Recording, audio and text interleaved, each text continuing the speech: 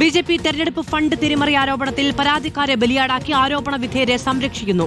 ആരോപണത്തിന് പിന്നിൽ ഗൂഢാലോചനയുണ്ട് എന്നാണ് അന്വേഷണ കമ്മീഷന്റെ കണ്ടെത്തൽ. ബിജെപി സ്റ്റേറ്റ് ഓഫീസിൽ നിന്ന് രേഖകൾ ചോർത്തി ഓഫീസ് അസിസ്റ്റന്റിനെ പുറത്താക്കി. അതേസമയം തട്ടിപ്പ് നടന്നിട്ടില്ല എന്നാണ് കമ്മീഷന്റെ വിലയിരുത്തൽ. മാധ്യമങ്ങൾക്ക് തെരഞ്ഞെടുപ്പ് കണക്കുകളുടെ രേഖകൾ എത്തിച്ചത് ഓഫീസ് അസിസ്റ്റന്റിന്റെ സഹായത്തോടെ എന്നാണ് കണ്ടെത്തൽ. ഓഫീസ് അസിസ്റ്റന്റ് രേഖകൾ നൽകിയവരാണ് മാധ്യമങ്ങളിൽ ആരോപണങ്ങൾ ഉയർത്തിവിട്ടത്. ഈ ഗൂഢാലോചനയ്ക്ക് പിന്നിൽ പാർട്ടിയിലെത്തുന്ന ചില നേതാക്കളാണെന്നും അന്വേഷണ കമ്മീഷൻ കണ്ടെത്തി. ഗൂഢാലോചനയ്ക്ക് പിന്നിൽ പ്രവർത്തിച്ചവർക്ക് കൂടുതൽ നടപടിയുണ്ടാകും. പരാതിക്കാരായ 2 പേർ അന്വേഷണ കമ്മീഷനു മുന്നിൽ ഹാജരായിരുന്നില്ല. അതുകൊണ്ട് തന്നെ പരാതി വ്യാജമാണെന്നും ആരോപണ വിധേയർ നിരപരാധികളെന്നും കമ്മീഷൻ കണ്ടെത്തിയിട്ടുണ്ട്. ആരോപണ വിധേയരായവർ അന്വേഷണ കമ്മീഷന് മുന്നിൽ ഹാജരായി മൊഴി നൽകിയിരുന്നു. കുമ്മനം രാജശേഖരൻ, പി കൃഷ്ണദാസ് എന്നിവരാണ് പരാതികൾ അന്വേഷിക്കുന്നത്. V S Ranjith, reporter, Kozhikode.